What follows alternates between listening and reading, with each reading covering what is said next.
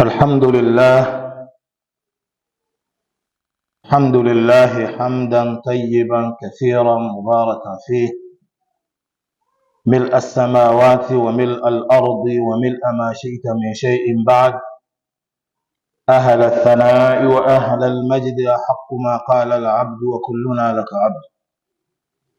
لا مانع لما أعطيت ولا معطي لما منعت ولا ينفع ذا الجد منك الجد.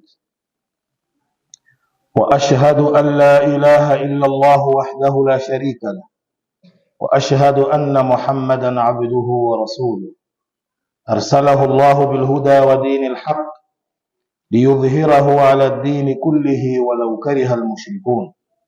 اللهم صل وسلم وبارك عليه وعلى آله وصحبه ومن تبعهم بإحسان إلى يوم الدين. أما بعد، عباد الله، أوصيكم بتقوى الله. Ndugu zangu Waislamu, baada ya kuihusia nafsi yangu na wahusia na nyinyi vile vile kumcha Allah subhanahu wa ta'ala. Ndugu zangu katika imani, tumo ndani ya mwezi mtukufu wa Ramadhani. Hii ni moja katika neema kubwa sana za Allah subhanahu wa ta'ala kwetu sisi, kutuacha hai mpaka tukaweza kuidiriki Ramadhani ya mwaka huu. Wako watu wengi ambao walikuwa wanajipanga kuipata Ramadhani hii na kufanya mambo makubwa ya kumwabudu Allah subhanahu wa ta'ala, lakini hawakubahatika. Wameondoka, na wengine wameondoka wakiwa na afya njema kuliko hata sisi tulizonazo. Lakini hii ni mipango ya Allah subhanahu wa ta'ala, kutuchagua sisi na kuwaondoa wale, na kila mmoja atakwenda kulingana na mipango yake na nia yake kwa Allah subhanahu wa ta'ala. Sasa sisi ambao tumepata bahati hii tunapaswa kumshukuru Allah subhanahu wa ta'ala, lakini pia tuitumie vizuri Ramadhani hii, kama vile hatutopata tena Ramadhani nyingine, lakini tukiendelea kumwomba Allah subhanahu wa ta'ala aendelee kutupa neema hii miaka mingi zaidi baada ya mwaka huu insha Allah. Ndugu zangu Waislamu, ndani ya mwezi mtukufu wa Ramadhani wote tunafahamu ibada kubwa kuliko zote tunazozifanya ni ibada ya saumu. Na ibada ya saumu, kama Mtume sallallahu alaihi wasallam alivyotubashiria kwa kutueleza maneno ya Allah subhanahu wa ta'ala, kwamba Allah subhanahu wa ta'ala anasema ibada ya saumu ni ya kwake yeye, sio ya kwetu sisi tunaofunga.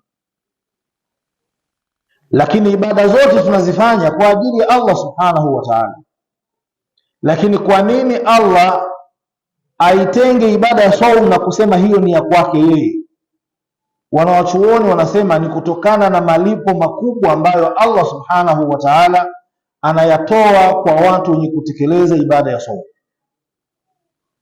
Mtume anasema, akimnukuu Allah subhanahu wa ta'ala, anasema as-sawmu li, qala Allah ta'ala as-sawmu li wa ana ajzi bihi. Saumu ni ya kwangu mimi na mimi ndiye ninayeilipa. Lakini swala pia anayelipa ni Allah subhanahu wa ta'ala. Sadaka anayelipa ni Allah subhanahu wa ta'ala. Zaka anayelipa ni Allah subhanahu wa ta'ala. Lakini ibada ya saumu ameipa nafasi maalum kwake kutokana na umuhimu wake kwetu sisi na kwake yeye subhanahu wa ta'ala. Kwa hiyo kila mmoja katika sisi anapaswa kuitekeleza ibada ya saumu katika level ya juu kabisa anavyoweza, ili iweze kupata thamani yake ile inayotarajiwa kwa Allah subhanahu wa ta'ala. Na Allah subhanahu wa ta'ala alipoleta lile tangazo la ibada hii ya saumu, alitaja na hikma ya kuletwa ibada ya saumu, hikma ambayo ni maarufu Waislamu wote tunaijua, aya maarufu Waislamu wote tunaijua: ya ayyuhalladhina amanu kutiba alaykumus siyam kama kutiba ala alladhina min qablikum la'allakum tattaqun. Hili ni tangazo kutoka kwa Allah subhanahu wa ta'ala likitutangazia kulazimishwa kufunga au kutekeleza ibada hii ya saumu ndani ya mwezi mtukufu wa Ramadhani. Lakini mwisho wa tangazo hili Allah anasema la'allakum tattaqun, ili muweze kufikia daraja ya ucha Mungu. Ndiyo lengo la kuletwa ibada ya saumu. Kwa hiyo kila Muislamu anapotekeleza ibada ya saumu ajijue kwamba lengo la ibada ya saumu ni nini. Lengo la ibada ya saumu ni kufika daraja ya ucha Mungu. Sasa Ramadhani ikiisha, unatakiwa ujichunguze, umefika kwenye daraja hiyo? Watu wengi wanahisi kwamba daraja ya ucha Mungu haifikiwi ila na watu fulani fulani, ambao wakati mwingine wanaonyeshwa kwa vidole kwamba fulani mcha Mungu, fulani mcha Mungu, kwa sababu ya baadhi ya mambo tu. Hili ni jambo sio sahihi. Muislamu yoyote anaweza kufikia daraja ya ucha Mungu, na Muislamu yoyote anatakiwa kufikia daraja ya ucha Mungu, kwa sababu usipofikia daraja ya ucha Mungu, ahadi zote nzuri za Allah subhanahu wa ta'ala kwa waja wake wewe utakuwa umezikosa.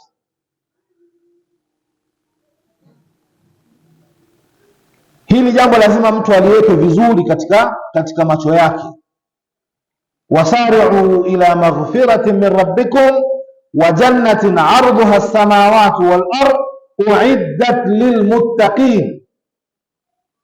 Allah anatuambia fanyeni haraka, mkimbilie msamaha wa Mola wenu na mkimbilie pepo ambayo upana wake ni sawa na upana wa mbingu na ardhi, lakini pepo yenyewe uiddat lilmuttaqin, imeandaliwa kwa ajili ya wacha Mungu tu. Aya hii inatufanya kila Muislamu lazima awe mcha Mungu. Halafu sasa aya ya saumu inatuelekeza tutafikiaje ucha Mungu. Imeletwa ibada ya saumu ili tuweze kufikia ucha Mungu. Ndugu zangu katika imani, ukiangalia mafundisho ya Mtume sallallahu alaihi wasallam ukayachunguza vizuri, unakuja kugundua kwamba ucha Mungu uko katika vitu viwili.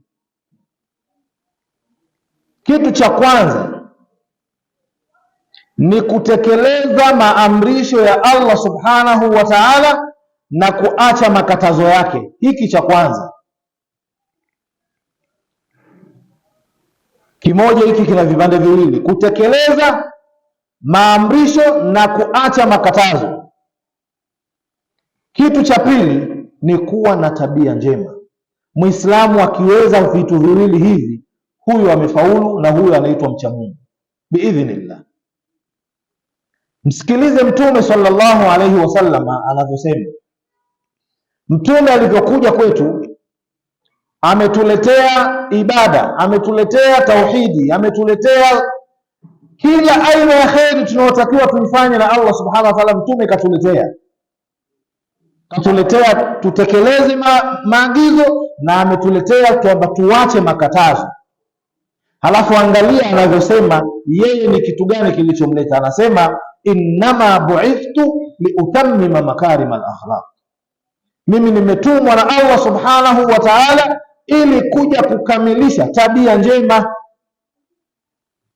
Mtume sallallahu alaihi wasallam ameufanya Uislamu wote aliyokuja nao ni tabia njema, na sio aliyokuja nao yeye tu, hata waliokuja nao mitume wote wa Allah wote wamekuja kufundisha tabia njema. Ndiyo maana yeye akasema amekuja kukamilisha tabia njema zilizoanza kufundishwa na mitume waliokuwa kabla yake. Hii maana yake ni nini? Mtume anatupa ishara ya namna gani tabia njema ilivyokuwa na nafasi kubwa katika uchamungu wa mtu. Uchamungu wa mtu haukamiliki kama hana tabia njema.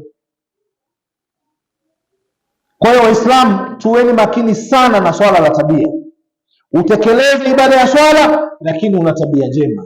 Tekeleza ibada ya zaka, una tabia njema. Tekeleza ibada ya saum, una tabia njema. Tekeleza ibada ya hija, una tabia njema. Tabia njema ikikosekana katika maisha yako, wewe umefeli. Hadithi ya Muflis ni ushahidi wa wazi kwamba tabia njema zitamfanya mtu afaulu, na mtu akiwa na tabia mbaya zitamfanya tabia njema afeli.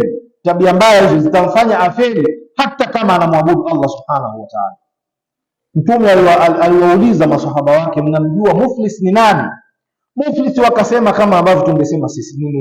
Masahaba wakasema kama tungesema sisi kwamba Muflis ni yule mtu ambaye hana mali, amefilisiwa mali zake, madeni yamemmaliza.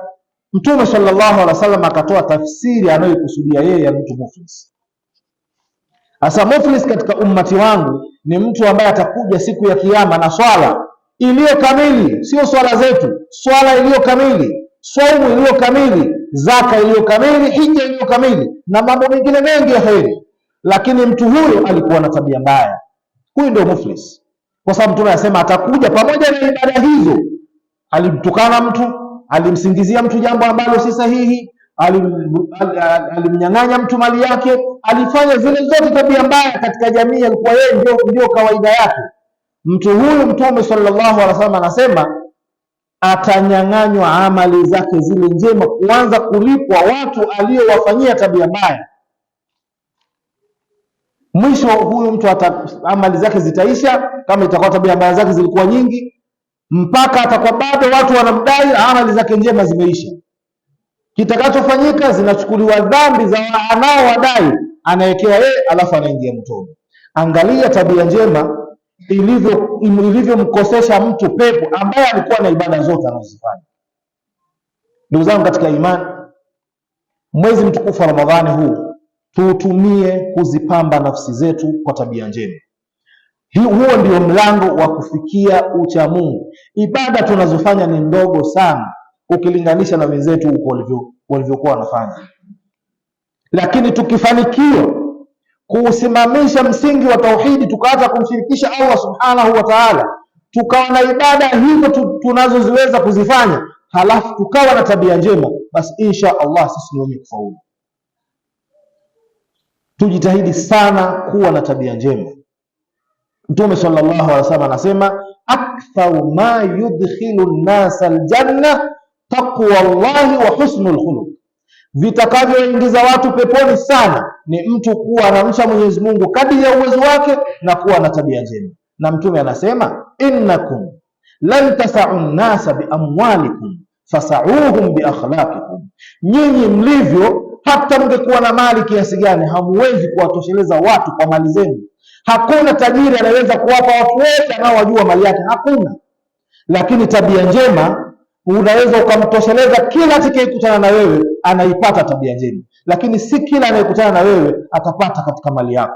Kwa ndugu zangu, tujitahidi sana kutengeneza tabia njema ndani ya mwezi mtukufu wa Ramadhani, ili tukiingia katika miezi mingine tu tumeshakaa sawa. Vile vikorokoro tulivyo navyo vya tabia njema tuvisawazishe, kwa sababu Waislamu kwa kawaida yao wanazo tabia njema, lakini wanashindwa na baadhi ya mambo. Mwezi mtukufu wa Ramadhani huu ndio mwezi wa kupambana na vile vidude vinavyotushinda kwenye tabia mbaya, tuvimalize ili tuingie katika miezi mingine tukiwa tumekamilika, tuna tabia njema. Aqulu qawli hadha astaghfirullah alazim li wa lakum fastaghfiruhu innahu huwal ghafurur rahim wa huwal barrul karim. Alhamdulillahi rabbil alamin wala aqibatu lil muttaqin wala udwana illa ala adh-dhalimin. والصلاة والسلام على أشرف الأنبياء والمرسلين المبعوث رحمة للعالمين نبينا محمد وعلى آله وصحبه أجمعين. أما بعد، عباد الله اتقوا الله. ndugu zangu katika imani, chini Allah, huu ni usia ambao Mtume sallallahu alaihi wasallam ametuagiza kwamba tuhusiane sana. Kwa hiyo tumche Allah subhanahu wa ta'ala, hasa ndani ya mwezi mtukufu wa Ramadhani huu. Tujitahidi kumcha Allah sana, ili nafsi zetu zizoee amali zote za kiucha Mungu, ili tukiingia katika miezi mingine tuwe tumeshakaa sawa. Ndugu zangu katika imani, mwezi mtukufu wa Ramadhani kwa kawaida yake unawasaidia Waislamu sana kutengeneza zile tabia njema, kwa sababu sote tunajua Muislamu akifunga namna gani anavyochunga saumu yake isiharibike. Katika kuchunga saumu, maana yake Muislamu anajipamba na tabia njema. Muislamu hata kama ni mtu wa kutukana, mwezi wa Ramadhani ukuta namna gani anavyoiminya nafsi yake asiweze kutukana. Na hii ndio lengo la kupatikana Ramadhani. Jiminye kwa kupitia saumu yako, kuacha ile tabia mbaya ambayo unaifanya siku zote, ili moyo wako uweze kuzoea kuiacha tabia hiyo. Waislamu hata wale wenye tabia za kudhulumu ndani ya mwezi mtukufu wa Ramadhani wanajitahidi sana. Hii Ramadhani, hivyo ndivyo inavyotakiwa Muislamu, jitoe katika tabia mbaya uliyokuwa nayo ndani ya mwezi mtukufu wa Ramadhani, ili nafsi yako uisafishe, ukamilishe tabia njema ambazo Mtume sallallahu alaihi wasallam amezihimiza. Katika tabia, ndugu zangu, ambazo tunatakiwa kushikamana nazo ndani ya mwezi mtukufu wa Ramadhani ili tutoke Ramadhani tukiwa tuko safi ni nyingi sana, tabia zote njema, lakini nitoe mifano. Kuna tabia ya subira. Subira ni moja katika tabia njema ambayo imehimizwa sana, mpaka Allah subhanahu wa ta'ala akaifanya subira ni moja katika misingi ya kufaulu mwanadamu hapa duniani na akhera. Usipokuwa na subira umefeli kwenye maisha ya dunia, umefeli kwenye maisha ya akhera, kwa sababu kwenye dunia hutoweza kuishi na watu ukikosa subira, na vile vile akhera hutoweza kufanya amali yoyote, wala hutoweza kuacha dhambi lolote kama subira huna hapa duniani. Kwa hiyo utafeli duniani, utafeli na akhera. Tujilazimishe sana katika mwezi mtukufu huu wa Ramadhani, subira iwe ndio pambo letu, kuzuia ghadhabu zetu. Dunia hii, ndugu zangu, ina maudhi mengi. Utaudhiwa wewe kwa hali yoyote utakayokuwa nayo. Ukiwa ni mwema utaudhiwa, ukiwa ni muovu utaudhiwa. Ukiwa ni mwanamke utaudhiwa, ukiwa ni mwanamume utaudhiwa. Ukiwa ni mwajiri utaudhiwa, ukiwa ni mwajiriwa utaudhiwa. Vyovyote utakavyokuwa, kuna watu watakuudhi. Moja katika tabia njema ambazo zimehimizwa na Uislamu ni watu kuzuia ghadhabu zao. Zuia ghadhabu yako, na kuzuia ghadhabu yako sio kwa maana usikasirike. Na hata Mtume sallallahu alaihi wasallam alipotoa usia kumhusia sahaba kwamba usikasirike, hakukusudia kwamba mtu asipatwe na hasira. Alikusudia mtu azuie ghadhabu zake, asifanye yale ambayo yanasababishwa na ghadhabu zake, kwa sababu hilo ndio dhambi au hilo ndio linaleta matatizo. Lakini kukasirika tu kwa sababu wewe ni binadamu, umeumbwa na maumbile ya hisia, ukiudhiwa lazima utakasirika. Sasa unachotakiwa kufanya kama Muislamu, zuia ghadhabu zako, usifanye kama wanavyofanya wengine wanapokasirika. Na mwezi mtukufu wa Ramadhani huu ndio mwezi sahihi kabisa wa kujifunza tabia hii ya kuzuia ghadhabu. Tuunge udugu wetu, ndugu zangu.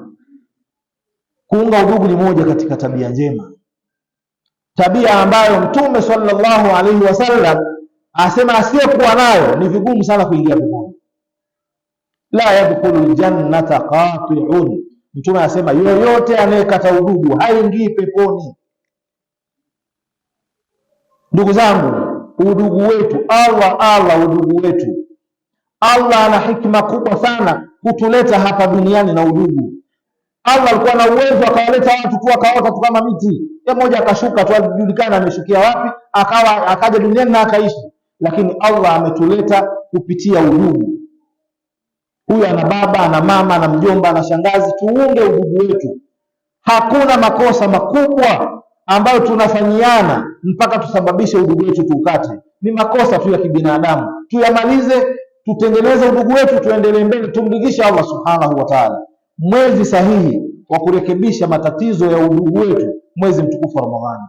Ndugu yangu Muislamu ambaye husemani na ndugu yako, wallahi hakuna sababu ya kufanya hivyo. Hata kama amekukosea kitu gani kikubwa ambacho wewe ndani ya mwezi mtukufu wa Ramadhani unafunga, alafu usemani na ndugu yako, unaenda kumwambia nini Allah subhanahu wa ta'ala?